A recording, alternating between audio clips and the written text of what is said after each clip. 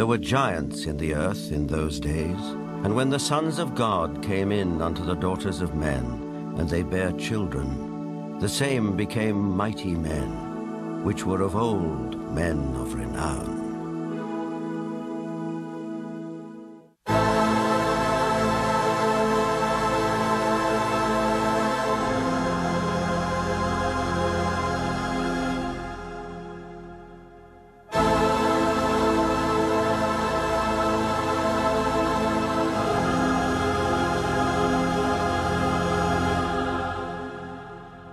The Maya and Incas of South America believed a race of giants existed on Earth before the Great Flood.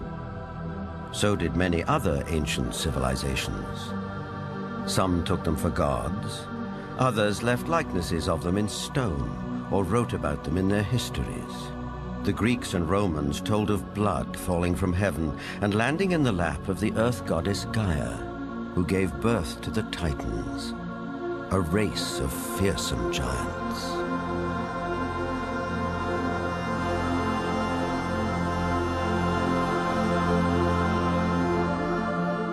Perhaps the most famous of all was Goliath, the Philistine, one of 5 giant brothers. Vendell Jones is an archaeologist with a style of his own. He spent a lifetime tracking down Goliath and the Ark of the Covenant, with which the Jewish holy book of the Midrash tells us the giant made off. Goliath thrashed his way through the Israeli soldiers, ran over and scooped the ark up on his shoulder, slew Pinchas and Hophni, and took the ark back to the camp of the Philistines. It was in this field, 15 miles southwest of present-day Jerusalem, that legend says Goliath was finally slain. Not by a giant warrior like himself, but by a puny boy, David, who, as this 9th century BC tablet indicates, would later become king of the Israelites. David reached into his script. He pulled out this black thing with long leather straps, and he put it on his arm and wrapped it like this, and said, "You have come against me with a buckler and the armor and a shield and a sword, but I'm coming against you in the name of the Lord God of Israel." Then he reached in and pulled out another set of leather straps, but this one had a stone in it.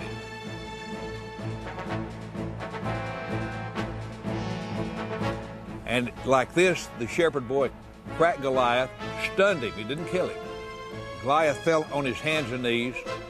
David ran over and took the sword of Goliath, this enormous sword that had killed Hophni and Pinchas. And with Goliath's sword, he decapitated him. Just 2 miles from where the famous fight took place stands an 80-foot overgrown mound. This is believed to be Goliath's final resting place, though no one knows for sure because it's never been excavated.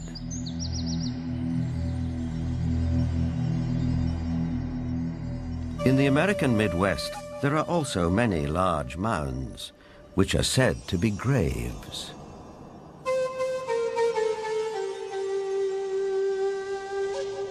An author who has sold over 15 million books and written extensively on giants is Brad Steiger.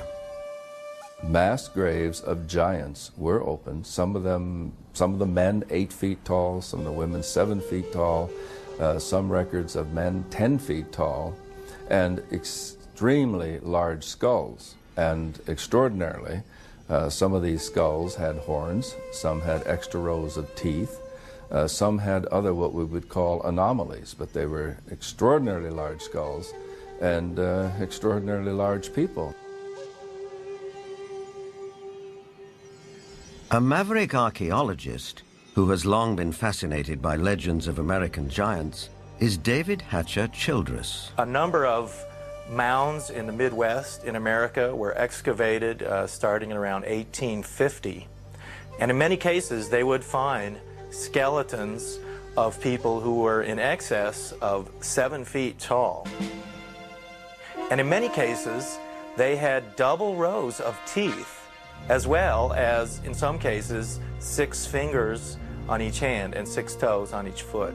The one that was found in Bridal Veil Falls, California by a group of miners, first they found this wall with very intricate hieroglyphics. They assumed that they were finding gold behind the wall. They broke it down and they found this woman holding a child covered with fur and a strange kind of dust. The same tall female mummified remains have been found in Texas. They have been found in Death Valley. They have been found in other parts of California. These old photographs and newspaper clippings are all that survive of these mysterious giants. Winner of the Newsmaker of the Year award, journalist Jim Mars has a special interest in speculative science. Archaeology at that time was in a heyday. There was everybody that had a shovel was out trying to find something. But what's interesting is that the finding of these giant mummified bodies and giant fossils and bones, really you can't pin to any particular location. They were finding them in Greece, they were finding them in Italy, they were finding them in the Middle East, they were finding them in America. And even if you write off a few of those as perhaps a hoax or a misinterpretation of something else, you're still left with a tremendous amount of evidence to show that there were these giant beings at some point walking the earth.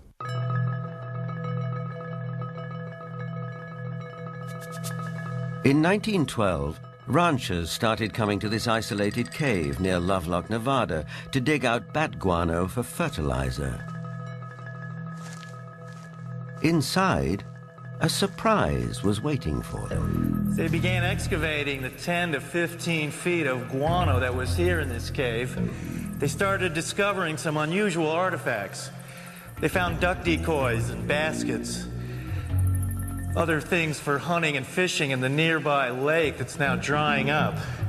But then they made some very unusual discoveries, and those were of red-haired giants that were mummified. These giants were 6.5 to 7 feet tall. In many cases, they were mummified, wrapped up like Egyptian mummies, and they had long red hair going down to their shoulders. The ranchers couldn't explain it. It was the strangest thing they'd ever seen. But the Paiute Indians who lived around here knew all about it. In fact, back in 1883, Sarah Winnemucca, a Paiute Indian princess, had written a book called Life Among the Paiutes. In that book, she talked all about the giant, red-haired people who used to live around this lake and live in this cave. She claimed they were cannibals. That tribe would eat the dead. They would make war on my people. My people went to work and gathered wood to fill up the mouth of the cave. At last my people set it on fire and called out to them, "Give up or you will die." But no answer came. Now, one of the great mysteries of the West is what happened to these giants? There was nearly 60 skeletons brought out of this cave, but today they're nowhere to be found. Is it that there is some kind of archaeological cover-up that has occurred here? Something that concerns giants? Perhaps the entire story may be a rural legend, or like tons of buffalo bones, the remains may have been burned and used with the bat guano as fertilizer.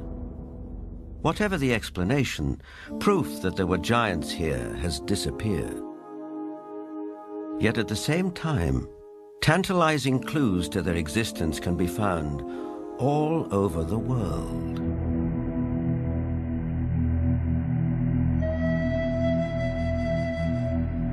In South America, there are giant figures carved into rock so huge that at ground level it's hard to tell what they depict. Though from the sky, that becomes dramatically clear.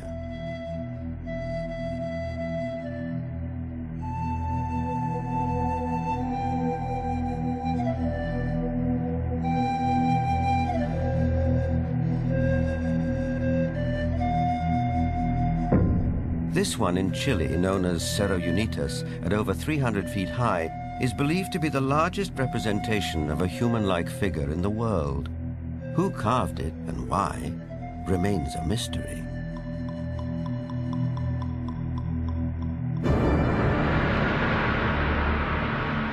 Half a world away, in the United Kingdom, other giant figures stare up into the sky. This one is known as Cerne Abbas near Shaftesbury. Cut into the chalky hillside, no one knows how long ago, it may represent the mythical hero Hercules. 160 miles away, the Long Man of Wilmington, 280 feet from head to toe. It emerges from the English hillside like a giant god from another era. Britain is crowded with such sites associated with giants. An authority on English folklore and the giants of Britain is Jennifer Westwood. In the beginning, in Britain, it was inhabited only by giants. And in those days, it was called Albion. And after the fall of Troy, a hero called Brutus came here with all his men and decided to conquer Albion. And so they battled for a bit with all these very savage giants. And they slew most of them. But there was one called Gog-Magog that they kept alive, 12 foot high. And he had a wrestling match with the Duke of Cornwall called Coroneus. And first one got the upper hand, and then the other got the upper hand. And then Gog-Magog broke some of Coroneus's ribs, and he got so enraged that he just picked up this 12-foot giant, and he ran to the coast, and he threw him over the cliff, and the giant was smashed on the stones below, and his blood stained the rocks red.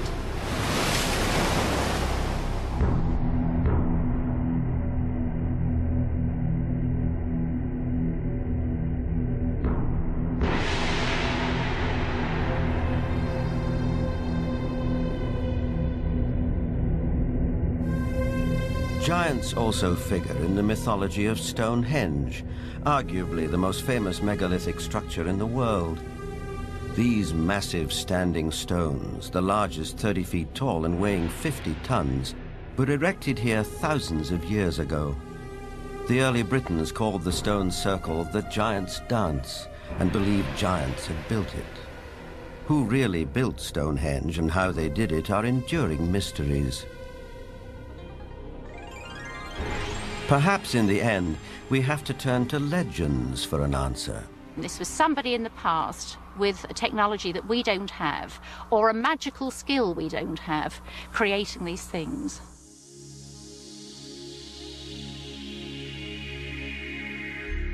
The spiral-shaped Gilgal Rephaim is situated in the Golan Heights, 50 miles from Damascus.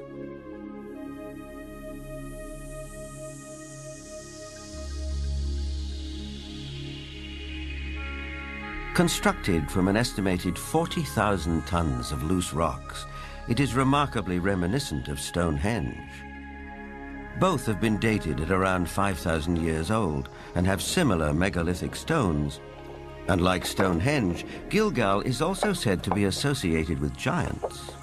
Only in this case, there's biblical text which seems to support the claim.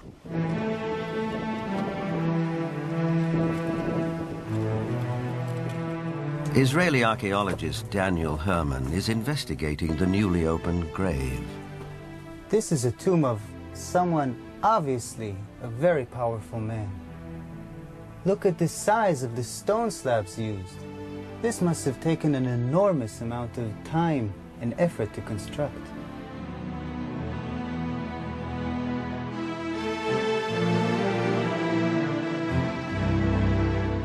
When the Israelites came here and wrote their Bible, it was already here. They saw it. So they have documented the identification of the site by saying that this region was ruled by Og, king of the Bashan. Og is described in the book of Deuteronomy as, and I quote, "For only Og, king of Bashan, remained of the remnant of the Rephaim." Rephaim is Hebrew word for giants.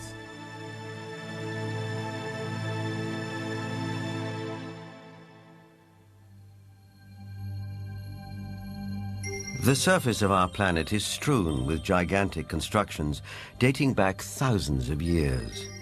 They're in the deserts, on the plains, under the oceans, high on the mountains, like those in South America. I think the world looked like the cities we see in Machu Picchu, Tiahuanaco, Sacsayhuaman. I think it was a world peopled by giants who structured their buildings out of massive building blocks, 500-ton, 250-ton blocks. Massive ruins, the scale of which stagger the imagination, are found throughout Central and South America.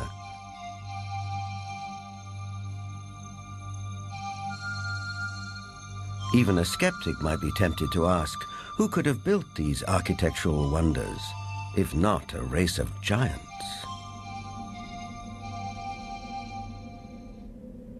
People of the Mediterranean island of Malta have an ancient belief that their island was known as the last stronghold of the giants of Europe. An explorer who has made a lifelong study of megalithic structures is the best-selling author of The Eyes of the Sphinx, Eric von Daniken. Malta has gigantic temples. They date really back to the past. Nobody knows exactly, but 5,000 years at least BC. And one of the temple in Gozo still today has the name the Temple of Giant, Gigantia, they call it there. A local legend says the temple was built by the giantess Sansuna. The blocks are so huge, so heavy, that no normal human being could have moved it.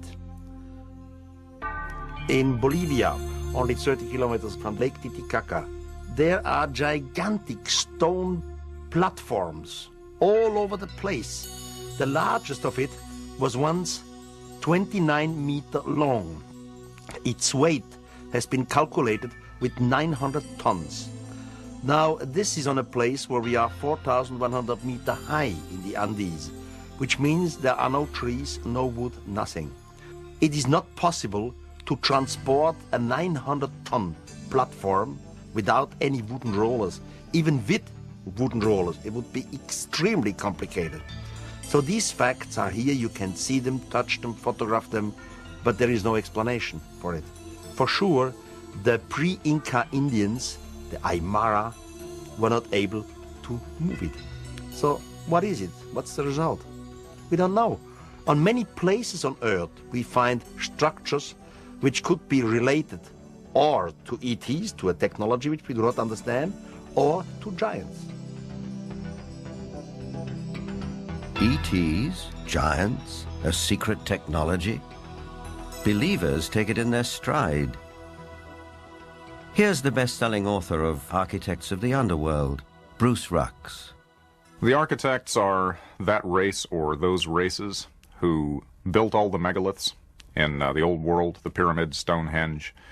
They are the people who walked before us, the ones who inhabited this world before we did. We have called them gods. We have sometimes called them giants. They left their handiwork behind, and we have not been able to duplicate it. We've only reached the point now where we can really appreciate it. In Lebanon, 44 miles from Beirut, are the imposing ruins of Baalbek. There is mention of this place in the Old Testament's Book of Kings. Baalbek in particular is a very good example. That has the trilithon. Those are the largest stones in the world ever used for construction. They're so large we don't even know their actual weight. Those stones were somehow quarried, moved 5 miles, lifted 25, 30 feet in the air, and placed together so closely that you can't fit a razor blade or a piece of paper in between them. We have no idea how they did it. We don't have a crane in the world that can lift weights anywhere near what those things are. No one knows for sure, but according to Arab tradition, the earliest temples were built here after the Great Flood by a tribe of giants for the biblical king Nimrod.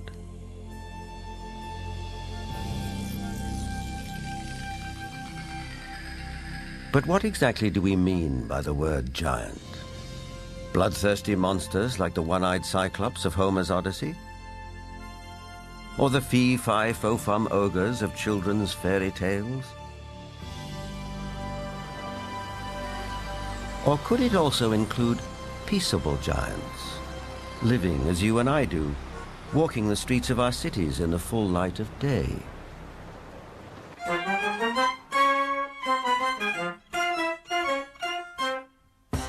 There are really two kinds of people who could be considered giants. There are giants who are genetically programmed to be tall, people who are normal, but their genes mean that their genes lead them to be very, very tall. And then there are people who suffer from some kind of a disorder, the most common of which, or at least the most well-known of which, is acromegaly, which is a disease in which there is too much growth hormone produced. And acromegaly has a lot of effects on the body. It not only leads to excessively tall people, but it also leads to potential problems with the skeleton and potential problems with some of the organs inside.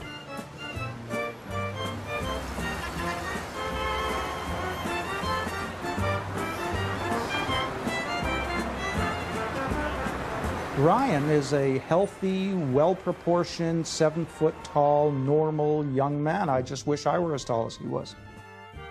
But what makes a person unusually tall? Is it a family trait, nutrition, or something else?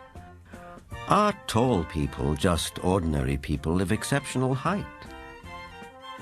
Certainly some tall people are giants in their profession, and if that happens to be basketball, they may be millionaires too. Genuine giants didn't always do so well. Here's Jack the Giant Killer presenting his latest capture to the king. Towards the end of the 19th century, this 9-footer was given to the Russian Tsar as a gift. For some of the vertically unchallenged, it was possible to make a modest living by displaying themselves in public. From there, it wasn't very far to the carnival freak show, which wasn't complete without one or more giants. Even after death, they could still draw a crowd. Anna Swan and her husband Martin, both 7.5 feet tall, went on tour as the world's tallest married couple. It probably took 2 storks to deliver their 24-pound newborn.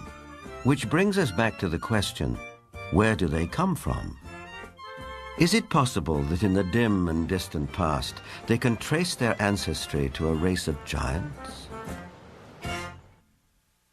The Weizmann Institute's award-winning scientist, Dr. Marvin Antelman, believes he has the answer. If we all have genetic material from the first man, then it is not surprising to find here and there that you would have a giant existing among us today, because there would be a recessive gene that would produce such a person. The Watusi tribe, for instance, are very large. The median height for most of their males is close to about 7 feet. They're extremely tall. There are biblical references to even taller people who lived in ancient times. Rabbi Itzhak Mamostin of the Center of Jewish Studies in Vancouver, Canada. It seems quite clear because of the references in Genesis and later on the book of Numbers and also in Deuteronomy, which are all fairly consistent with each other, that there were gigantic beings that seem to stem from pre-flood era.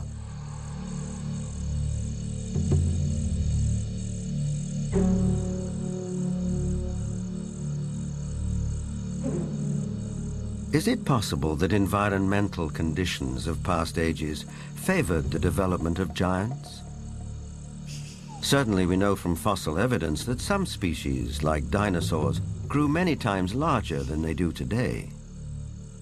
A supporter of this thought-provoking and controversial theory is Dr. Carl Bohr. Optimal genetic expression means the best that the organism has within the DNA is expressed because of favorable atmospheric conditions.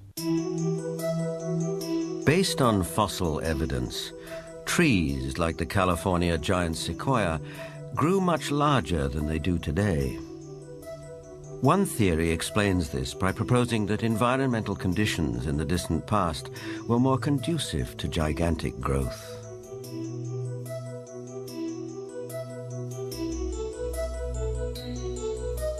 Under these described conditions, plants and animals would live longer, be much larger, and that's precisely what we find in the geologic column in the fossil record. Plants were much larger. All living systems were larger. We have animals that today have an 8 or 9 foot stature with a 16 to 20 foot stature. We have insects such as the dragonfly. Today, the dragonfly has perhaps a 4-inch wingspan. In the fossil record, his counterpart, Meganeuropsis, had up to a 5-foot wingspan. Everything was larger in the past. I'm of the opinion that under better atmospheric conditions, people were living not only longer, but they were taller, much taller. Giants and dinosaurs could not exist today as they did in the past because the atmospheric conditions simply will not permit it. We had a greater ozone layer at the time prior to the flood. At the time of the flood, it was diminished to about 1/7 of what it was at that time, and therefore, life on this earth as we know it no longer has the same life expectancy as it did at the time of the flood. A thinning of the ozone layer means less protection from the ionizing radiation from space, and less protection for plants and animals. Being interested in Earth's original conditions, after 35 years of research on those parameters, I've attempted to reconstruct that context. And in so doing, I've had our engineers build a biosphere that doubles the atmospheric pressure, that increases the electromagnetic energy, that increases the ratio of oxygen, but not to the level of toxicity, that eliminates ultraviolet radiation, etc. And the experiments that we've run have been very gratifying.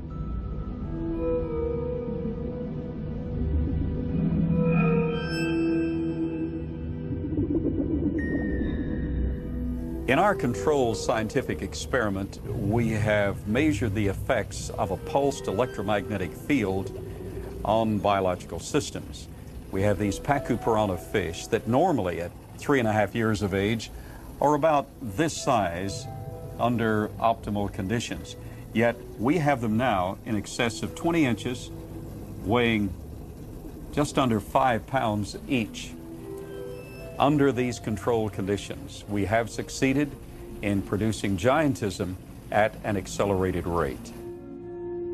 Taken at face value, the research looks persuasive, though it has not yet been replicated by other scientists.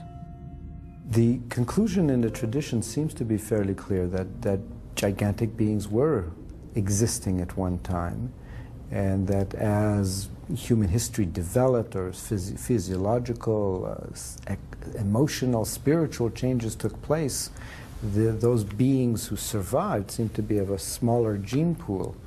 But the possibility that there were other strands of humanity, as it were, seems to be almost explicitly stated in the Bible itself. In the book of Numbers, we are told that after wandering in the desert with his people, Moses sent out scouts to find a place where they could settle. The scouts went north to Hebron. On their return, they reported, "All the people we saw there are men of gigantic size. We felt no bigger than grasshoppers, and that is how we looked to them."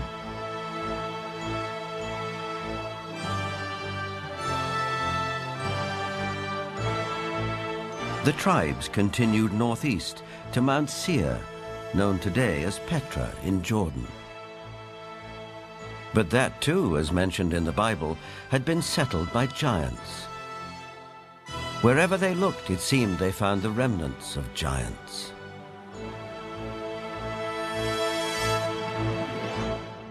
If we look at Scripture, there were giants in the earth in those days. And if we take that literally rather than symbolically, that there were simply men of great powers and extraordinary abilities, then we could say that the first men, the first humans, were giants, or we could theorize that these giants came from somewhere else and used Earth as a colony.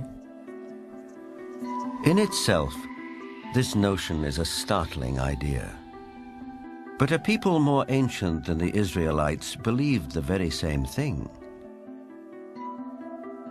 They wrote that the giants were celestial beings who came not from Earth, but from another planet.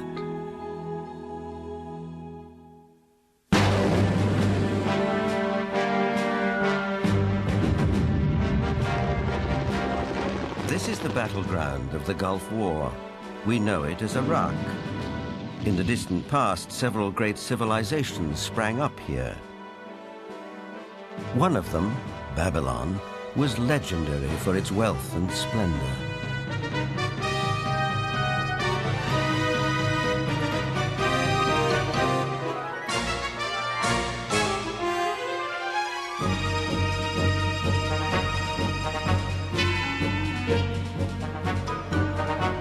But long before Babylon, as long as 6,000 years ago, another remarkable civilization evolved. Its people were the Sumerians, who had an extraordinarily advanced culture. Their list of first just almost sounds like a whole list of our whole society. They had the first bicameral Congress, they had the first writing, they had the first school systems, and you just go on and on and on. So you have to ask, well, where did all this come from? And I think that you need to turn to the ancient Sumerians themselves and listen very carefully to what they have to say, because what they have to say, not just in one place, but over and over and over again, is that they were taught civilization by these beings that came from the heavens to the earth. They called them the Anunnaki.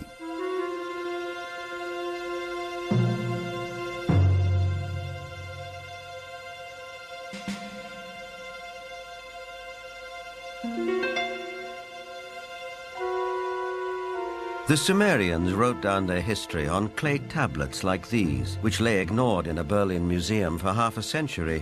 Few people have been able to decipher this ancient language, but one of them is Zechariah Sitchin.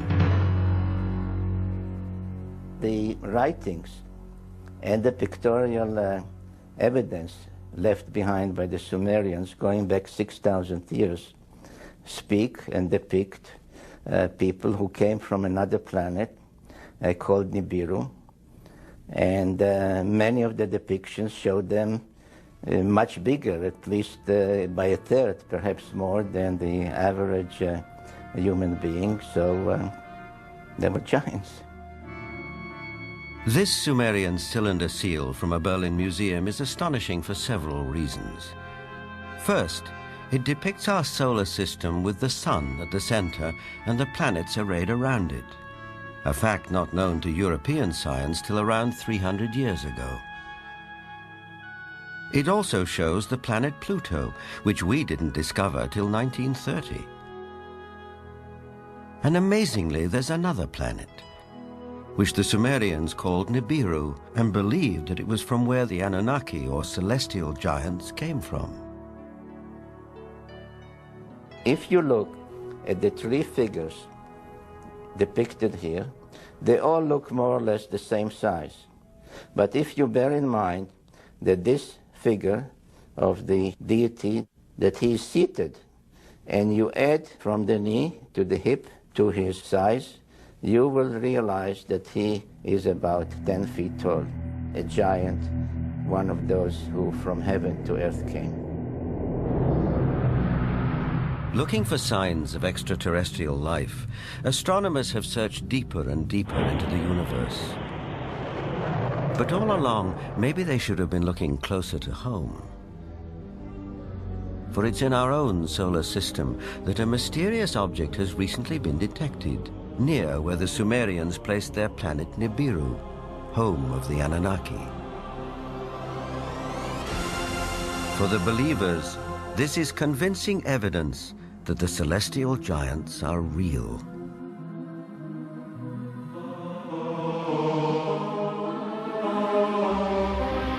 The ancient Sumerian text, just in a very broad overview, basically tell us that more than 400,000 years ago, that these Anunnaki came from space and landed on the earth in the Tigris-Euphrates Valley.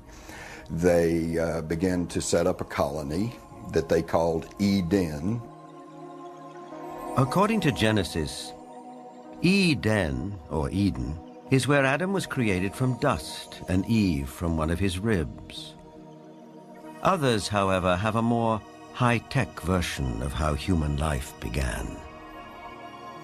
In time, needing manpower, needing workers, jumped the gun on evolution using genetic engineering. They took the sperm of one of the Anunnaki, mixed that with the ovum of a primitive humanoid, probably one of these primitives that we are now finding archaeological remains of in Africa, the famous Lucy.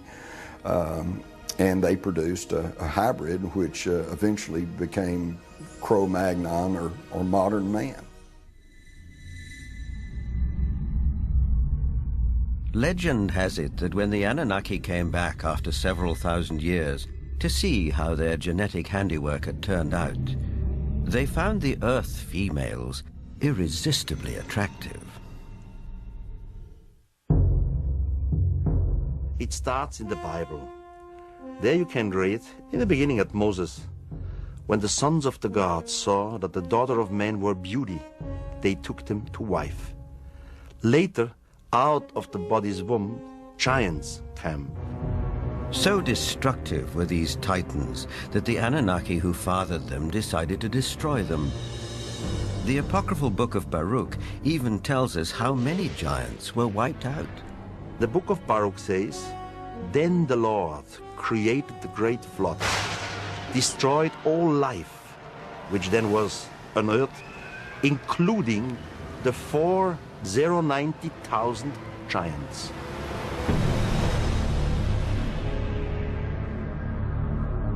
As the story goes, some of the titans survived, but their reign as rulers of the earth was over, and humans became the dominant species. Still, the giants live on in memory, like something deep-rooted that comes from the beginnings of our existence. For some, this is far more than a simple memory. Perhaps they are the ones who report more and more encounters with giants emerging from UFOs. These believers will assure you that the Anunnaki or celestial giants are coming back.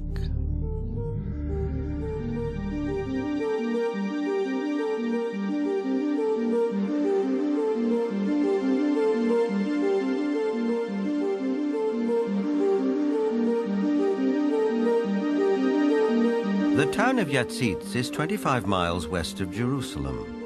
On January the 3rd, 1996, Chief of Security Herzl Constantini was at home when he heard a strange noise outside. When I opened the door, I was paralyzed with fear. I saw a gigantic being around 5 feet wide and 11 feet high. I estimate its weight at about 2 tons. I called the police, and 2 officers came over to the house. They laughed at us and accused me of drinking. But when the trackers came and saw the prints, they stopped laughing.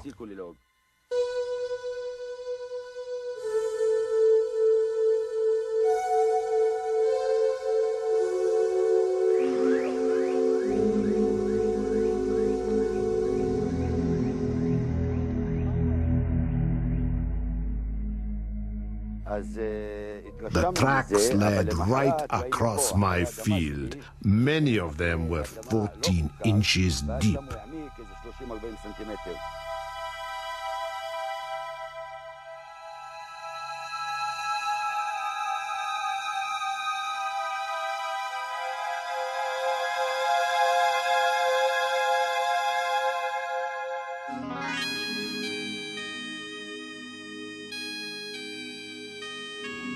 Over the past 10 years, reported sightings of UFOs with giant occupants have been on the increase. Former director of the British UFO Research Association, Jenny Randles, is familiar with these statistics. From an analysis of 15,000 encounters with beings, giant encounters have increased every single year since the 1965 period onwards, and we are therefore getting far more reports of giants being seen today than we did 30 or 40 years ago. The apocryphal books of Enoch are believed by many to be over 5,000 years old. In them, Enoch writes about how he was taken up to the heavens by two men of great height. In this celestial journey, he also talks of meeting those who from heaven to earth came. Two huge men appeared to me, the like of which I had never seen on earth. Their faces were shining like the sun. Their eyes, too, were like a burning light. And they took me up and carried me to the first heaven. And they fly with their wings and do the rounds of all the planets. They led before my face the elders, the rulers of the stellar orders. These groups carry out and carefully study the movements of the stars. Enoch is taken up to the sky at least 3 times. In our today's view, we would say he was taken up to a mother spaceship. There he has a discussion with what is called the highest, whatever the highest is. We would say maybe the commander of the spaceship. In other words, Enoch is what we would call a victim of alien abduction. This might seem like a far-fetched interpretation of a text written a very long time ago. On the other hand, present-day accounts by people who claim to be abductees are not so very different. The elders were 6 to 9 feet tall. They had white hair, pale skin, almost albino, light blue eyes, wore white robes, and had no shoes on at all. And they could speak audibly, and they could also speak through mental telepathy. I've checked the owner's manual that came with my brain, and nowhere, even in the small print, does it say that all dreaming will be between the hours of 11 p.m. and 8 a.m. That, generally speaking, it is. But what we know is the brain can generate extremely vivid images, extremely real and lifelike things that are hallucinations. But events in the Russian city of Voronezh can't be so easily explained. In this instance, there were at least 20 witnesses. Could they all have been dreaming the same dream in broad daylight?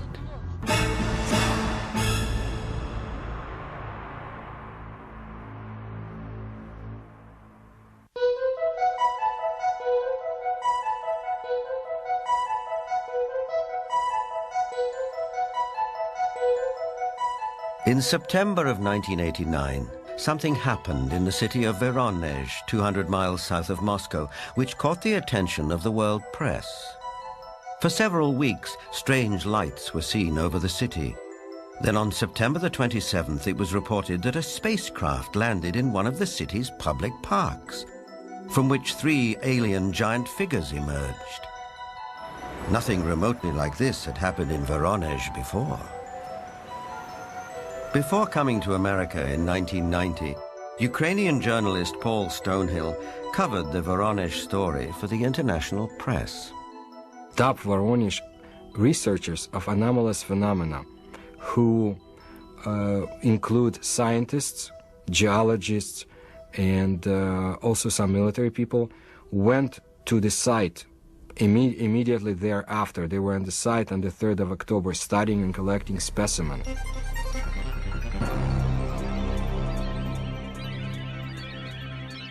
The encounter became a media sensation on national television and in the international press.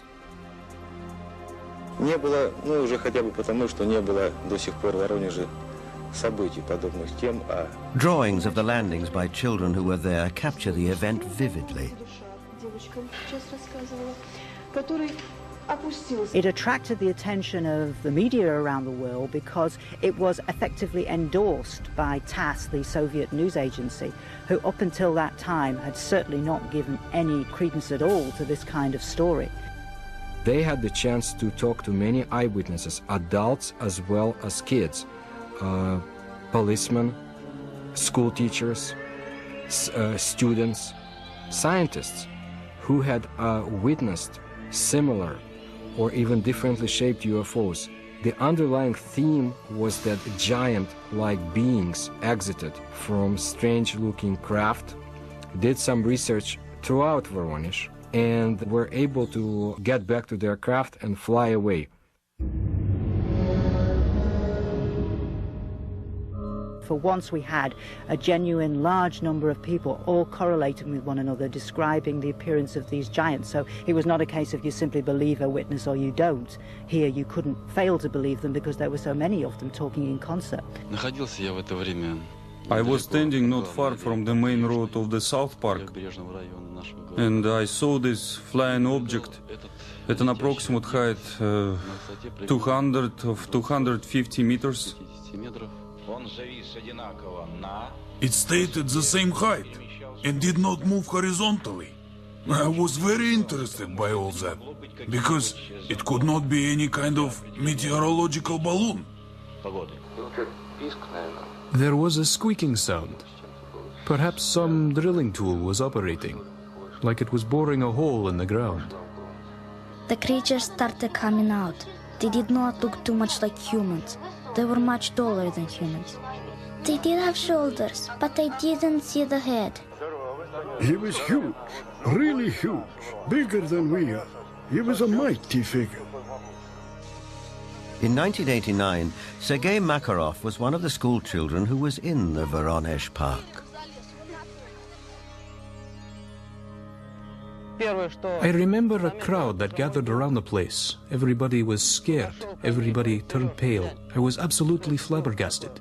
Denis Mozhenko was also one of the boys in the park on that day in September 1989. I saw some traces there, and also a strange man. Outwardly, he looked like any other man, only he was huge.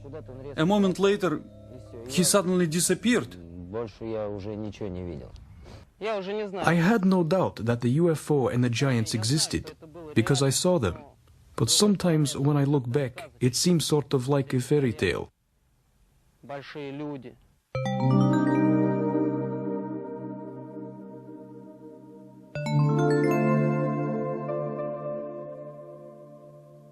What we're seeing today is very much what we have seen all throughout history. It's nothing new. Anything going on with the UFO phenomenon today is something that has always been around, and you can find it in ancient mythology all over the world.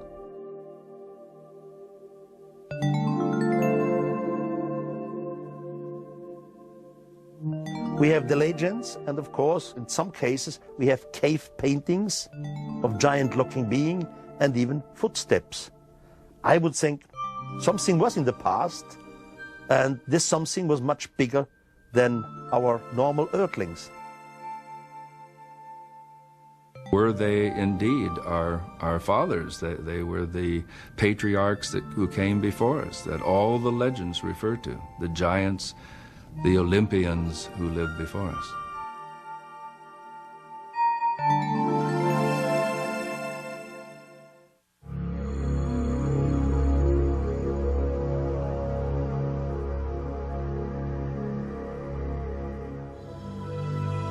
Whether fact or fantasy, giants have occupied our collective consciousness for as long as we can remember.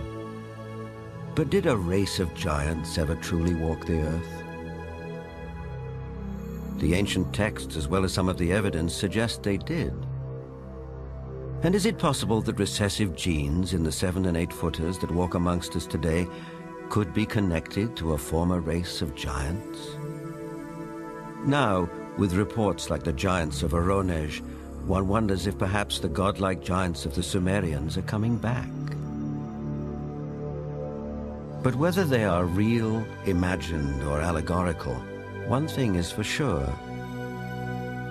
The mystery and the myth of giants will be with us for a long time to come.